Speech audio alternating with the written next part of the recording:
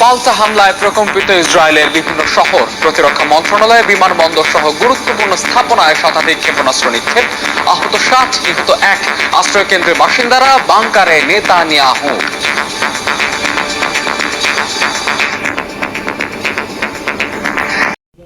ইরানেও হামলা অব্যাহত ইসরায়েলের। তেহরানকে শীঘ্রই পরমাণু চুক্তিতে সম্মত হওয়ার আহ্বান ট্রাম্পের।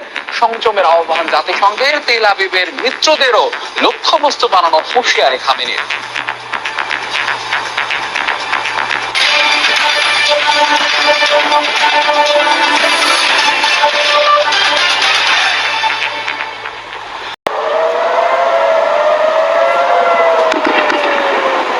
রাত গড়াতেই তেল আবিব ও জেরুজালেমে বেজে ওঠে সাইরেন। মুহূর্তেই প্রতিরক্ষা মন্ত্রণালয়, অর্থনৈতিক কেন্দ্র, বিমান ঘাঁটি সহ বেশ কয়েকটি গুরুত্বপূর্ণ স্থাপনায় আঘাত হানে ইরানের নিক্ষেপ করা শতাধিক ক্ষেপণাস্ত্র।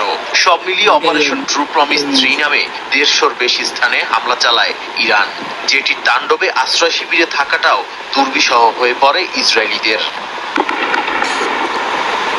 যদিও যুক্তরাষ্ট্রের সহায়তায় বেশিরভাগ ক্ষেপণাস্ত্র প্রতিহতের দাবি করেছে তেল আবিব। শনিবার ভোরের দিকে ইরানের রাজধানী, আন্তর্জাতিক বিমানবন্দর সহ বেশ কয়েকটি স্থানে বিস্ফোরণের শব্দ শোনা যায়। আন্তর্জাতিক গণমাধ্যমগুলোর তথ্য, নতুন করে ইরানের পারমাণবিক স্থাপনা সহ বেশ কয়েকটি স্থানে হামলার পরিকল্পনা করছে নেতানিয়াহু প্রশাসন।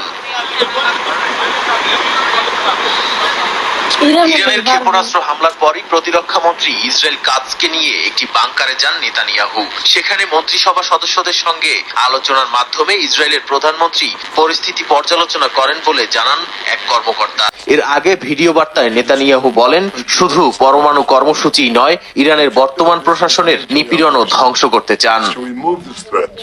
এই হামলার পর ইরানকে গোলাবর্ষণ বন্ধ করার আহ্বান জানায় জাতিসংঘ মহাসচিবের দপ্তর। এছাড়া ইউরোপীয় ইউনিয়নের প্রধান উর্সুলা ভন ডার লেয়েন বলেন, নিজেদের আছে ইসরায়েলের। এদিকে রাষ্ট্রীয় টেলিভিশনে দেয়া ভাষণে ইরানের সর্বোচ্চ ধর্মীয় নেতা আয়াতুল্লাহ আলী খামেনি বলেছেন, হামলা করে যুদ্ধের সূচনা করেছে তেল আবিব, এখন তাদের অন্ধকারে নিমজ্জিত করার পালা।